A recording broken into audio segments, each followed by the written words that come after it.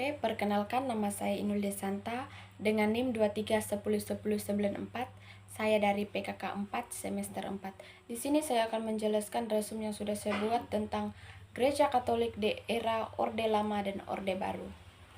Gereja Katolik Indonesia mengalami dinamika yang kompleks selama masa Orde Lama pada tahun 1945 sampai tahun 1966 dan Orde Baru dari tahun 1966 sampai 1998.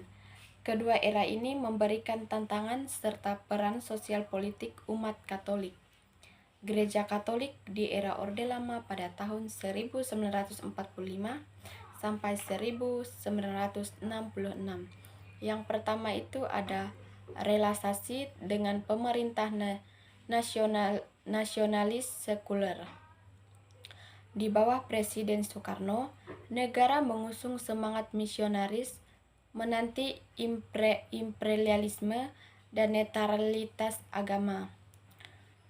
Gereja Katolik berusaha menyesuaikan diri dengan semangat kebangsaan, namun tetap berhati-hati agar tidak dicurigai sebagai agama asing.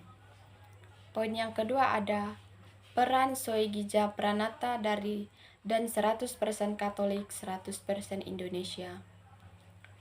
Albertus Soegija Pranata sebagai uskup pribumi pertama menjadi tokoh kunci dalam menunjukkan komitmen umat Katolik pada Republik Indonesia. Ia menjembatani hubungan gereja dengan pemerintah dan turut mendorong umat menjadi warga negara yang aktif dan bertanggung jawab. Poin yang ketiga ada pendidikan dan kaderisasi. Gereja fokus membangun lembaga pendidikan seperti sekolah Katolik seminari dan lembaga sosial. Awal pertumbuhan organisasi Awam Katolik, Pemuda Katolik, Wanita Katolik, dan Partai Politik Katolik atau PKRI, Partai Katolik Republik Indonesia.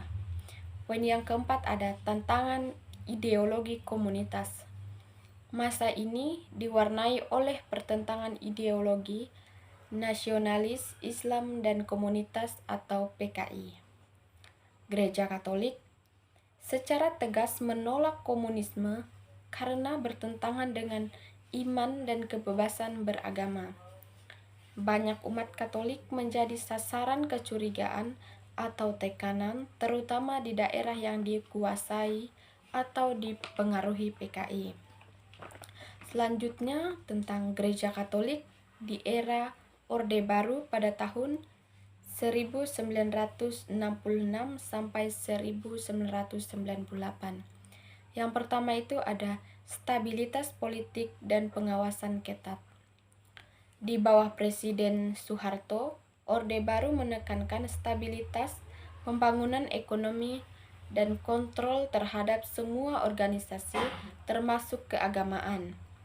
Gereja diharapkan tidak terlalu vokal dalam urusan politik dan lebih berperan di bidang sosial dan moral. Poin yang kedua ada pembubaran Partai Katolik dan fusi ke PDI pada tahun 1973.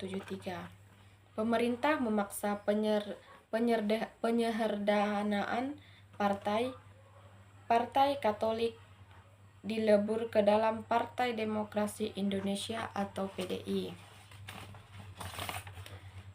Umat Katolik kehilangan kendaraan politik yang sendiri, tetapi mulai fokus membangun peran awam non-partisan dan pelayanan sosial. Poin yang ketiga ada Konsili Vatikan II dan pembaharuan gereja. Gereja Katolik Indonesia mulai menerapkan hasil Konsili Vatikan II, misa dalam bahasa Indonesia dan daerah, liturgi inkulturatif, peran aktif umat awam, dialog antar agama. Era ini menandai inkulturasi Gereja Katolik secara luas di seluruh Indonesia. Poin yang keempat ada pemberdayaan sosial dan pendidikan. Gereja fokus pada pengembangan pendidikan, pelayanan kesehatan, dan pemberdayaan masyarakat marginal. Muncul berbagai LSM Katolik, koperasi dan program pengentasan kemiskinan. Yang kelima ada kritik sosial dan advokasi keadilan. Meskipun berada dalam kontrol ketat, beberapa tokoh gereja tetap bersuara kritis. Yang pertama ada Romo Mangliwijaya, advokat keadilan sosial dan pejuang rakyat kecil. Beberapa keuskupan dan LSM gereja aktif membela hak-hak masyarakat adat dan kaum miskin.